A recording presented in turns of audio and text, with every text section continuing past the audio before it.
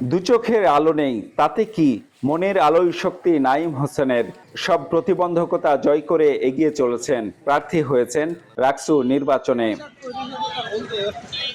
রাজশাহী বিশ্ববিদ্যালয়ের 2021-22 শিক্ষাবর্ষে ইতিহাস বিভাগের শিক্ষার্থী নাঈম রাকসু নির্বাচনে পরিবেশ ও সমাজ কল্যাণ বিষয়ক সহ সম্পাদক পদে প্রার্থী হয়েছেন। তিনি জানালেন নিজের স্বপ্নের কথা। আমাদের যারা ডিসেবল স্টুডেন্ট আছে তাদের রাইটস নিয়ে কথা বলার মতো আমার মনে হয় যে বিশ্ববিদ্যালয়ে এমন কোনো মানুষ নেই। আমার ভোকালটা এখানে যদি থাকে তাহলে হচ্ছে আমাদের ডিসেবলদের রাইটস নিয়ে আমি খুব ভালো কাজ করতে পারবো। নাঈম অন্য ছাত্রদের প্রেরণা, তার উদ্যমী মনোভাব শক্তি যোগায় সবাইকে। পড়াশোনা ছাড়াও যুক্ত রয়েছেন বিভিন্ন সামাজিক সাংগঠনিক কাজে।